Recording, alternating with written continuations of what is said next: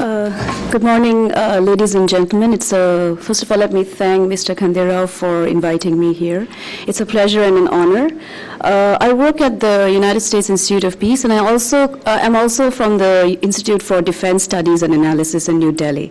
And I've been working on the India-China border issue in the eastern sector for some years now. And I also come from the northeast of India. So basically, my work is a lot based on field work. So I'll present that in front of you. So let me just explain what my work is on. So I look at basically the China-India tensions in the eastern sector, and I look at the Chinese claim on the Indian state, which you see on top, the pink color, Arunachal Pradesh. So as you know, China claims the entire state, which is 90,000 square kilometers of territory, and this is also vindicated by the fact that the border, which is the McMahon line, is still not resolved. It's 1,080-kilometer border. And the second thing is that what is important about this area to India is that it's one of the most geopolitically important areas. So as you see from the map, it's surrounded by Burma or Myanmar. It's also Bangladesh, Bhutan, China. And so you can understand it's 98% of international border. So that brings the strategic implications for two reasons. One, because there is a focus on India to reach out to Southeast Asia through Northeast India. And the second and very important reason is the recent developments in Burma. That is the opening up of Burma, through which the Asian highway has been envisaged. Now, let us talk a bit about why this area and why did I choose this area and why is it important from a local perspective too. One thing, the topic of today's conference is the China-India war, that is 1962 war, and its implications later. So this is where the war was fought. This is where in the hills, in the mountains of Arunachal Pradesh, which was the Northeast Frontier Agency at that time, this was the theater of the war. The second thing is that this particular area was not the state of Arunachal Pradesh at that time. It became the state in 1987. It was mostly administered by the Ministry of External Affairs. It was in 1972 that it became a union territory. So it's important to keep that perspective increasingly in mind. The second most important thing is that China has been continuously claiming this area as part of their concept of southern Tibet, as you know. So they argue that the areas that is on top, which you see from Tawang onward, right up to the area, it lives out a bit towards that side, but they say that that's a part of the original conceptualization of Tibet. And the other thing is that, And the other most important thing is that this particular area is also protected. That is, it has a protected area permit and an inner line regulation. So people from India cannot really go there, or even foreigners. You need a special permit to go there. And yet, if you look at the border, it's porous, it's open, and it's the mountains. So it's not very difficult. I'll show you pictures about it later. Now, why did I get interested in this topic? I actually also work on the armed ethnic conflicts in the Northeast. As you know, the Northeast of India has many conflicts, and it's got armed conflicts, the Nagas, the community I come from, there are armed conflict. But the reason I got interested is that since 2000 onwards, China has got increasingly aggressive about its claim on Arunachal Pradesh. What is so significant for me as a researcher to understand is that on the one hand, you have growing economic cooperation with China, but on the other hand, there has been an increasing aggressive rhetoric on the state of Arunachal Pradesh. And if you look at the facts, before I go to the analysis, the facts are quite clear. And that is, since 2005, immediately after the framework agreement was signed, Indo-China signed a framework agreement just to understand the guiding principles of how you would go about resolving the border. The Chinese ambassador in India in 2006 openly and publicly stated that the entire state of Arunachal Pradesh is Chinese territory. So you can see how both tensions go forward. And when I went to the state of Arunachal Pradesh at that time, there was a lot of anxiety from the local people because they wouldn't understand why suddenly this aggressive posture, this sudden posturing about demanding area that had so historically belonged to particular ethnic communities suddenly is claimed by China. And what is most important is that many of these communities are not Tibetan Buddhist. They belong to different communities. They have their own religion. So there was a kind of anxiety. And so I tried to understand what exactly is the reason.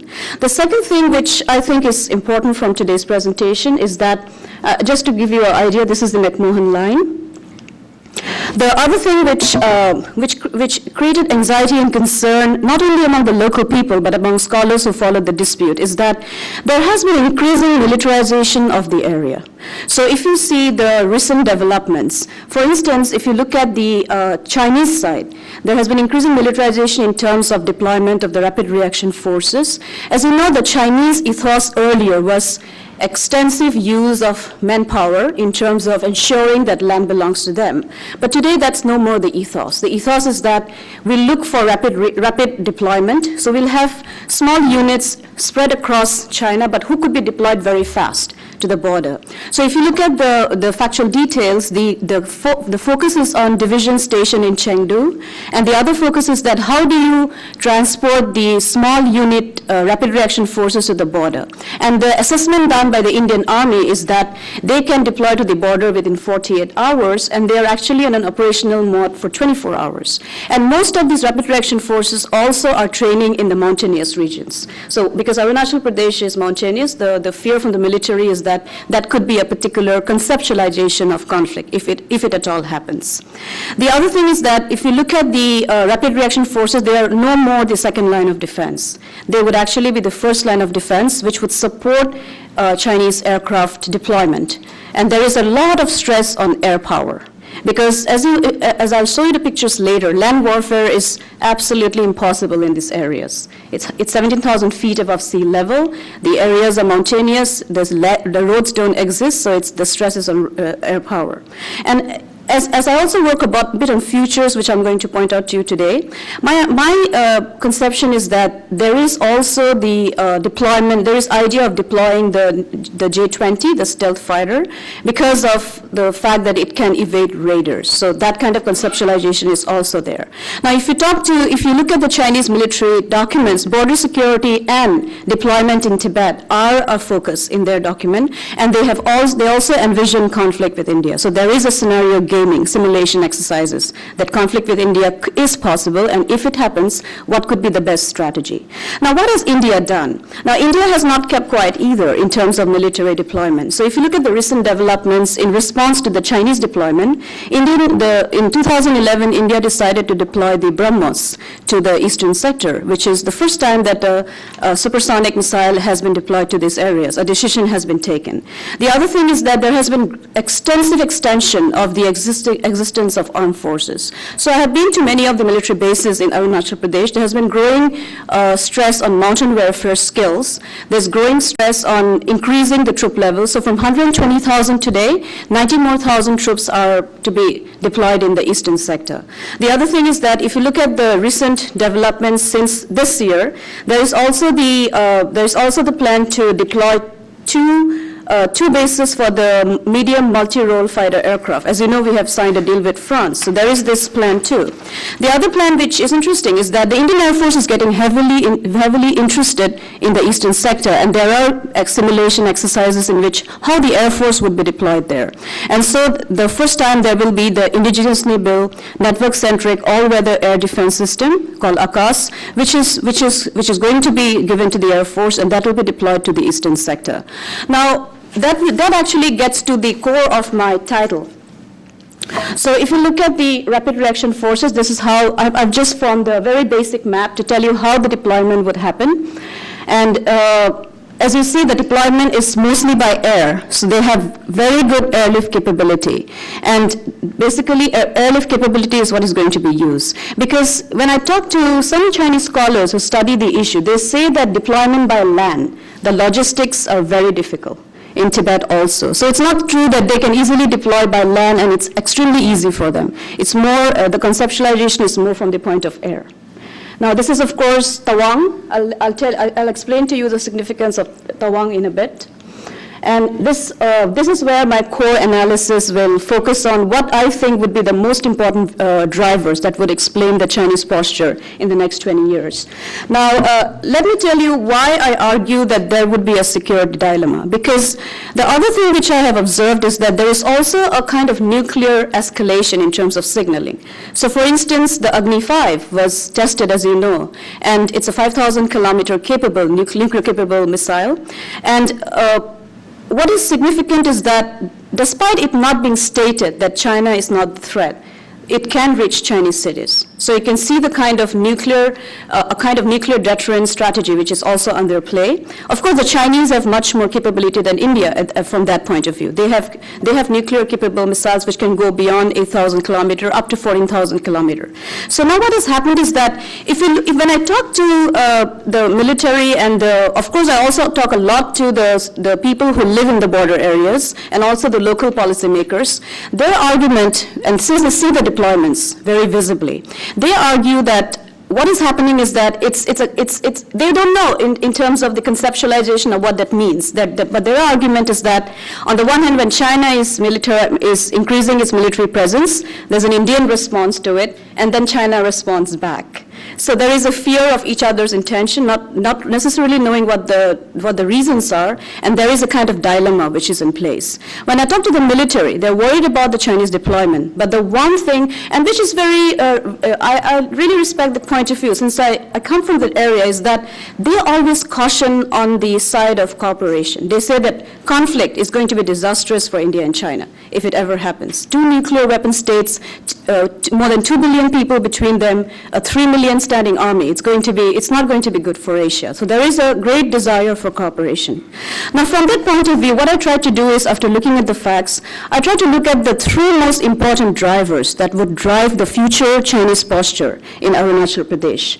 So the first driver, which I think would play a very strong and significant role, is which we heard today in the morning, is how the Chinese regime actually works out and how does nationalism play in. Now, when I talk about Chinese regime stability, what are the factors that could have a bearing on that? One thing which is very much noticeable is that in the 60s and the 70s and the 80s, the Chinese regime had transported the idea of communism to the northeast of India. So, and northeast of India is exactly the area I'm talking about.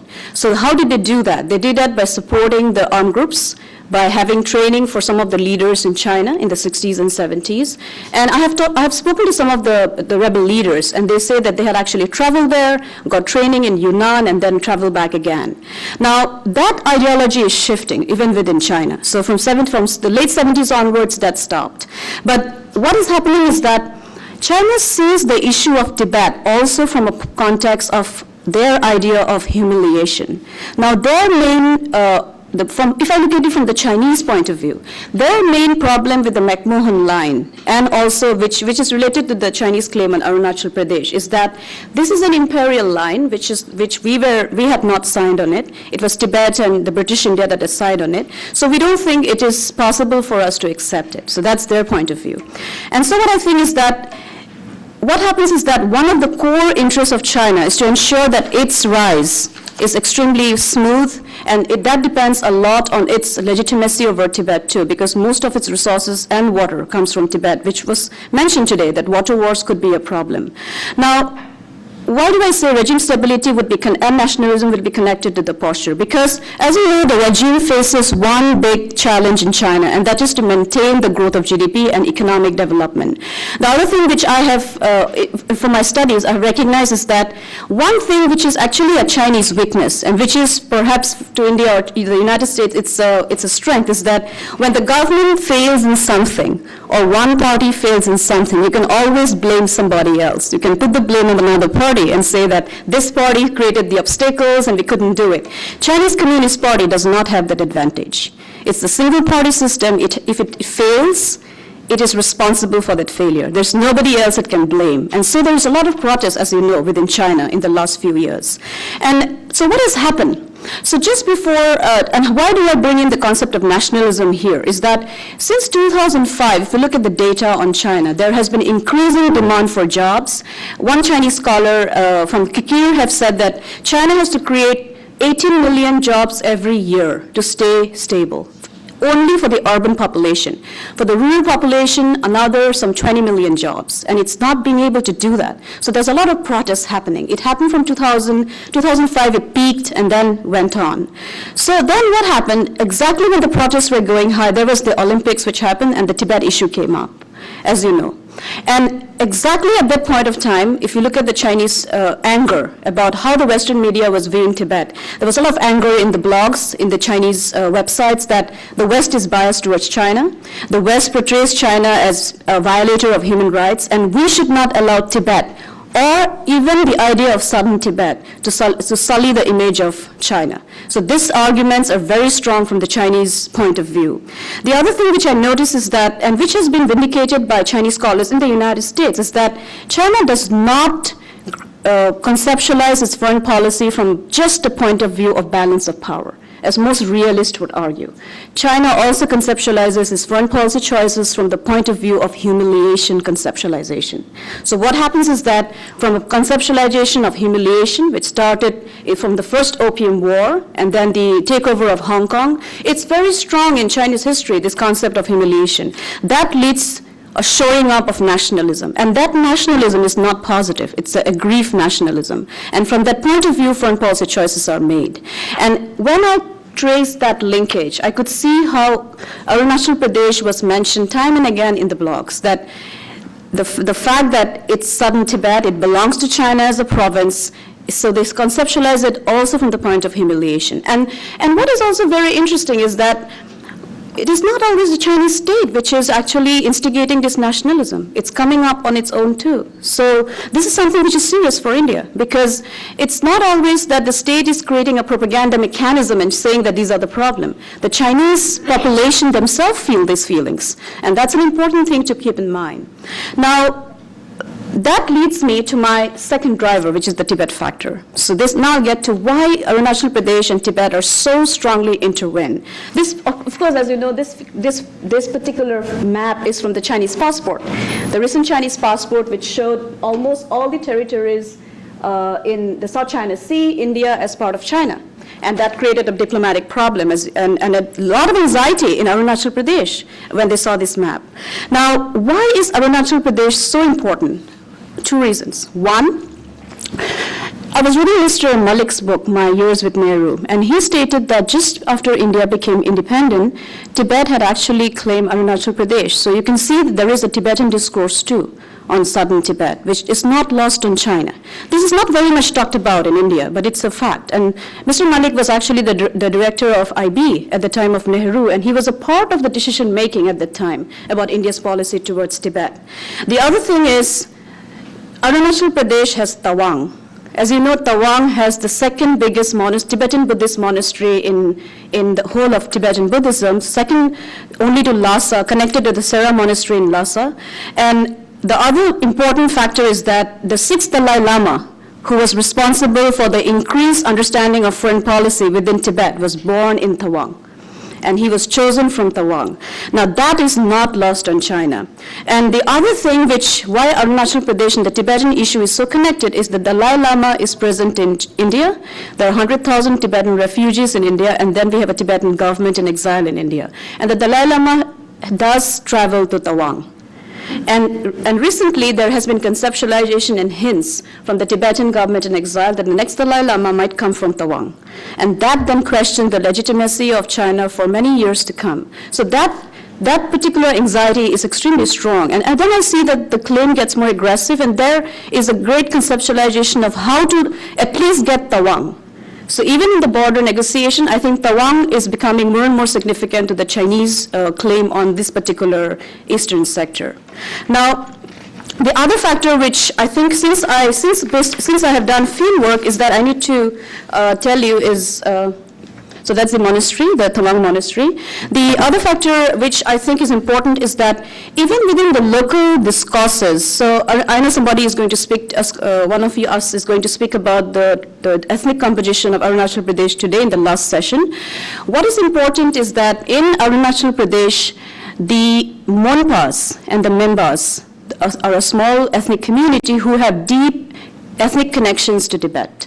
Not the Adis, not the Apatanis, these are different communities in Arunachal Pradesh. So when I talked to them, when I went to the border areas and talked to them, they said that there were administrative connections with Lhasa. We paid tribute to Lhasa. So Tawang, especially the Tawang monastery, when I spoke to the first Lama there, he said that we had even followed their directives in terms of how to administer the area, especially the Kameng district. So these administrative dimensions actually justifies what the Chinese believe, that this part belonged to Tibet historically. So that particular administrative dimension is again pointed out by Chinese scholars when I talk to them. Of course, then the population whom I talk to would say that the Chinese occupation on Tibet itself is illegal.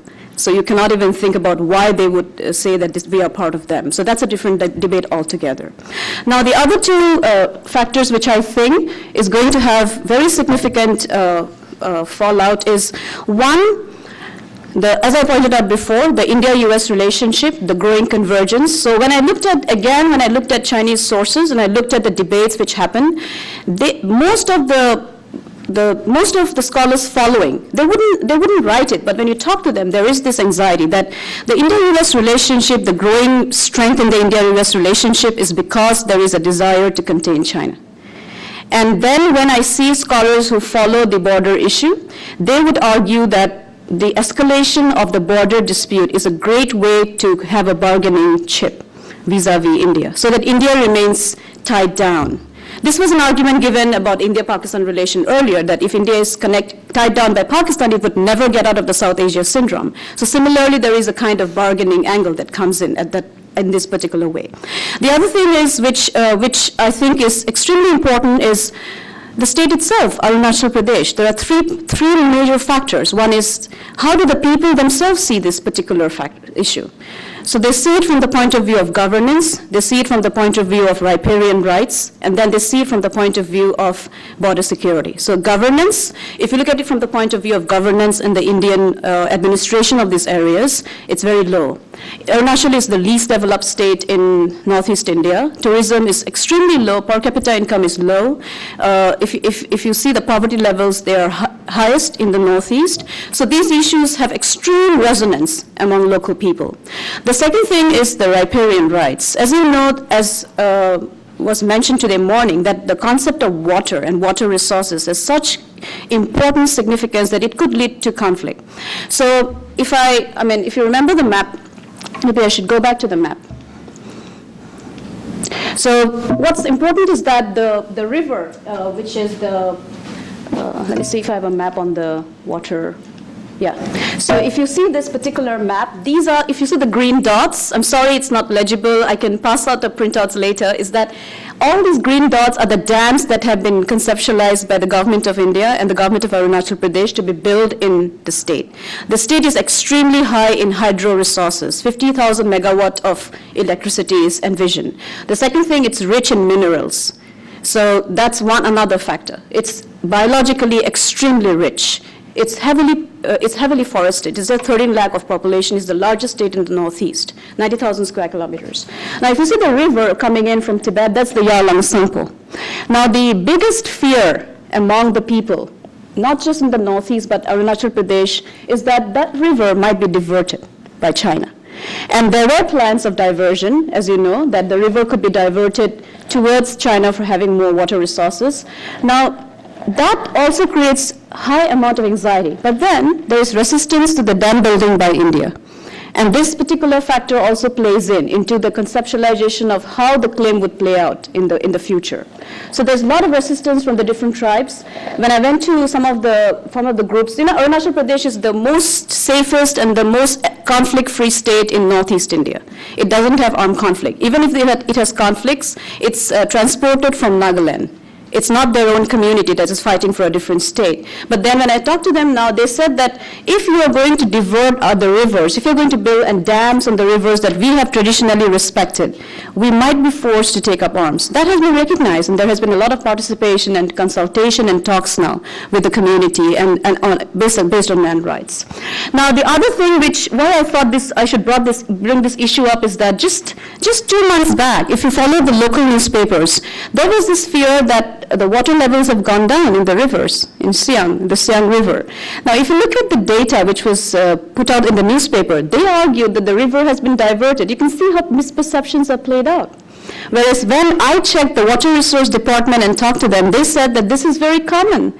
This water level going down is a normal seasonal feature. So, and they put it out on their website. But then if you see the discourses and then the pressure, then you know what the pressure is on the military is that you don't care about the people in the Northeast. We need more deployment there, we need more safeguard, and then there is the military feels the pressure, and then the politicians feel the pressure. And then you would see that the Prime Minister goes to Arunachal Pradesh, the Defense Minister goes to Arunachal Pradesh just to reassure. And that creates anxieties from China, because whenever an Indian national level leader goes to Arunachal Pradesh, the Chinese Foreign Ministry issues statements that they cannot go there. It's a disputed area. As you know, they deny visa. And that's another issue which I think I should bring out today, is that if you belong to Arunachal Pradesh, the Chinese state would not give you a visa, because they argue that you are a Chinese citizen. And so recently when you had the annual dialogue, the bilateral dialogue on military confidence building measures, there was one group captain who was chosen to go. He was in the Eastern Command, and can you believe it, what a strategic blunder that was? Because if a group captain from the Eastern Command goes to China, that's a great confidence building measure, because the Eastern Command is in charge of any conflict conceptualization in that area. But they didn't give him a visa because he was a native of Arunachal Pradesh. So you can see how that builds into the fears that the local people basically see. Now, in terms of border security, I just wanted to give you a visual description. So when I talk to the border security force, they are not actually in charge of Arunachal Pradesh, it's the Indo-Tibetan Border Police. But there's the Border Roads Organization who builds the border roads. So this is the state of most of the roads that goes to the border. So this is a road that I traveled. The border is right up there. If you see, this is the Tuting-Geling area, which is from where the Chinese came in 1962, and the Menchuka area. This is the Menchuka area. So the roads don't really exist there. So till now, there is no conceptualization of land deployment.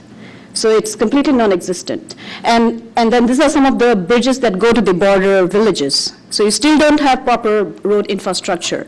Now, this also creates anxieties among the people, that if the Chinese come in, well, how would you counter them by land warfare, or in traditional sense, conventional warfare? So I see air power as playing a major role.